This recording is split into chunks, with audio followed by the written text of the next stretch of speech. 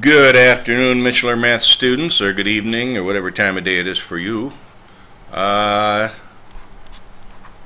We've been talking about perimeter and area, and today we're going to talk about the area of a triangle. So some of you already figured this out, and we had a talk about this the other day. If you have a box here, and let's say it's 8 units long and 3 units high, and so the area, of course, 24 units squared. So what if I were to draw a straight, kind of straight, diagonal from one corner to the other, so that these two triangles were congruent? I know they don't look that way, but they are. So what would the area of one of these triangles be? Well, of course, you're cutting this thing in half, and so the area of that would be 1/2 of 24, or 12 units squared. This is how we get the area of a triangle. The area of a triangle is 1/2 times a base times a height, or if you want to call that length or width or whatever you want to call that, base, height, length, width, it doesn't matter as long as you're going with this one and this one. So you multiply. Now this is the biggest mistake people make when they're figuring out the area of a triangle, is you multiply base times height and forget about taking that times 1/2. So now always, you know, the first thing I thought of when I saw this was, okay, so that's cool if you got a triangle that cuts it in half like that, but what if you have a triangle that's not half of that thing? What if you have a triangle that goes like this and like this? Okay, so what's the area of this triangle? Well, it's the same thing. If this is 3 and this is 8, the area is still 1/2 base times height. And the reason for that is that if I cut this box right here, you see this section, half of it's the triangle, half of it's not. This section, try to make a little bit better line here, half of it's a triangle and half of it's not. So the area of the triangle is always going to be 1/2 base times height. Another word for height that we use when we're talking about a triangle, and I'm going to try to make a straight line here for, hey, I can actually make straight lines with this, can't I? So another thing that this distance right here is called the altitude, which is another word for height. Okay, and this part of the triangle on the base here, that's called the base. Okay, the base of the triangle, we call that the base. Now the thing to remember is your altitude is at a right angle of the base. Now the tricky thing is when they turn the triangle sideways on you, and you say, well, here's a triangle here, and it goes like this, and it goes like this. Okay, so let's suppose this is the base. Well, where's the height? Well, it's really not that difficult. You just extend the base a little bit, like this. Those are dotted lines. Okay, and of course, here is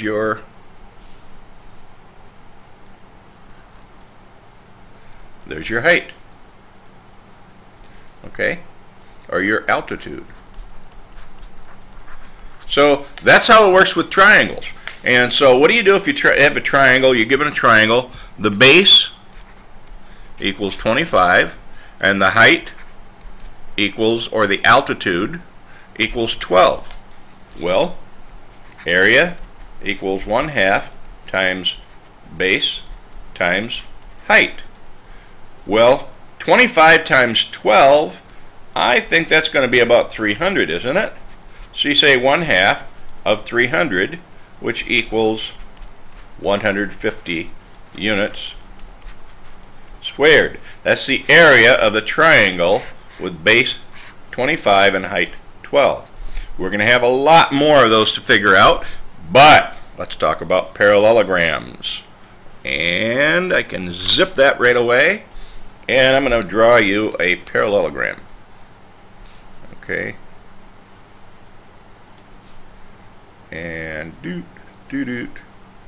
I like my straight line tool. I should use it more often, shouldn't I? Except that it's kind of tricky. And anyway, this is a parallelogram. So the top and bottom are parallel. We have the same thing in a parallelogram that we do in a triangle, and that's crooked writing. Okay. That's this altitude or height. Okay.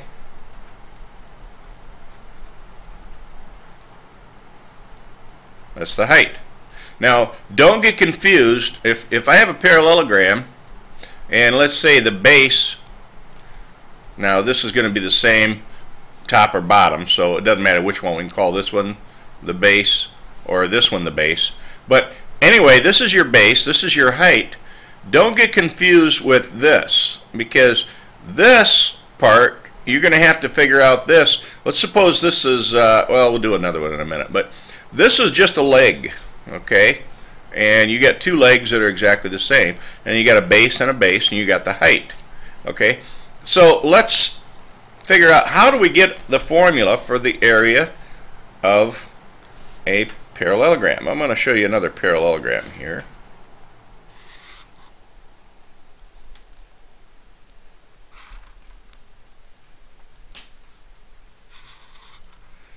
Now, if I make, oh, that's an ugly one. I hate it when I do that. That's a little bit better. There's a nice parallelogram. And I'm going to make a base, or I'm going to make an altitude here. Bright green altitude. Altitude should be bright colors, don't you think? All right. So there's my altitude. Look what happens. I want to show you something. You see this triangle that's formed right here? Okay. What happens if I take that triangle off and just cut it off of there? Oops. And put it over here like this. Okay. I'm going to take this triangle off of there and put it over here. Well, what do I have here? Well, it's a rectangle, isn't it? All right, let me look at this another way. Suppose I take a rectangle like this, brightly colored rectangle, and this is brightly colored, isn't it? I take this rectangle and I cut a triangle out of it like this. Okay? And so I take this part of it off. I take this, I cut it off, and I add it on over here. Okay? Well, this is gone. I put it over here. So what do I have now? I have a parallelogram. Did the area change between the rectangle and the parallelogram? The area is the same, and as long as I calculate it based on the height and the base.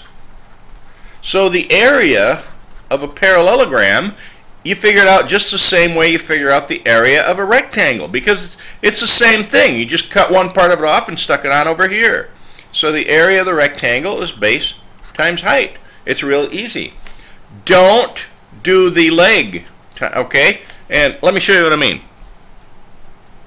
I've got a, oh, I think I'm tired of hot pink here. Let me try a different color. Try light green. That'll be kind of soothing, mellow. Light green here. And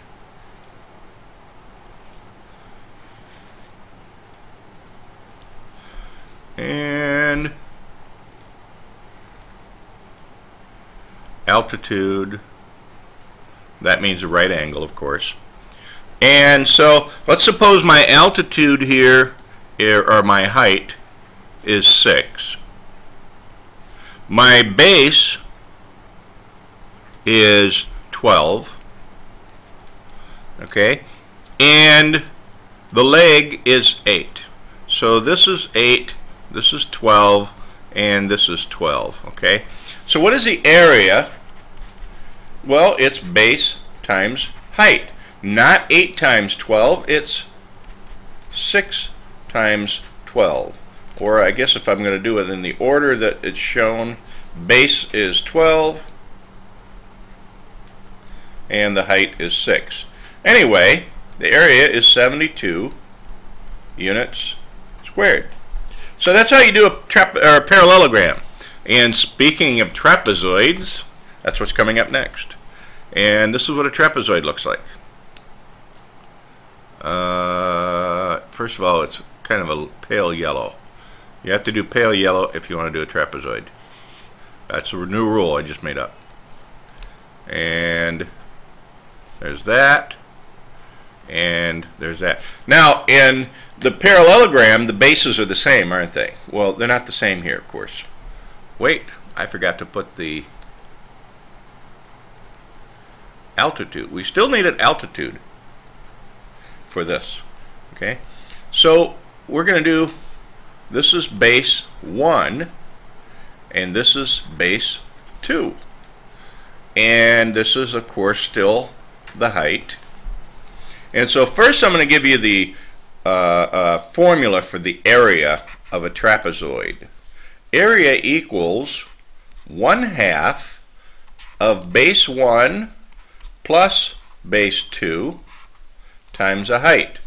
Now, before you get all crazy on me with that, all you're doing is you add the two bases together, multiply that by the height, and then take half of that or divide by 2, either one. So how did we get a crazy formula like that? Well, I'm going to show you something here. Okay, here is a nice big parallelogram. We're back to bright pink on our parallelograms. And okay, now I'm going to go, let's say I go like 4 units here and make a mark, and the rest of this is 8 units. And then I go 4 units here and make a mark, and the rest of this is 8 units. And then I draw a nice straight line here. Well, look what I have. I have a trapezoid here, right? And I have another trapezoid here, kind of upside down. I'm trying to write trapezoid, and it's not working very good. But anyway, so this is an upside down trapezoid. In other words, if I take this and flip it over here, upside down, okay, it's going to look exactly like this one. Because remember, this is 4 and this is 4. This is 8, this is 8. And of course, this is going to be the same as this, okay? And this will be the same because it's right on top of itself. And so, basically, I have 2 trapezoids here, don't I? And if I do a height here, well, what's the area of the whole thing? The whole parallelogram, 8 plus 4. Let's say the height is, let's say 3, okay? That's my height. And that's a right angle. So let's say my height is 3, and I've got 8 plus 4, okay, times 3, and let's see, 8 plus 4 is 12, right? And times 3 is 36. Well, the whole parallelogram is 36 units square, but I've got to take half of that, because for this trapezoid, remember I got a trapezoid here, I got 2 trapezoids that are the same area, so I take half of that, okay? This is similar to the triangle thing, but anyway, base 1 plus base 2, okay, and times the height. And so that's how we got the area of a trapezoid. Now, what would happen if I had a trapezoid with base 2 is, let's say, 16, base 1 is 7, and the height equals, say, 6. So I'm going to use my formula here. Area equals 1/2 times 7 plus 16, base 1 plus base 2, times the height, which is 6. Well, I'm going to streamline this. I'm going to take 1/2 of 6, because remember, when I'm multiplying, I can multiply any which way. And so that equals 3 times 7 plus 16. Well, 16 plus 7 is 23. If you don't believe me, get out your calculator. So 3 times 23 equals 69 units squared. That's the area of a trapezoid that has 16 on the base, or 7 on this base, 16 on this base, and height of 6. And that's all I'm going to tell you right now. That's it. Bye. Thank you.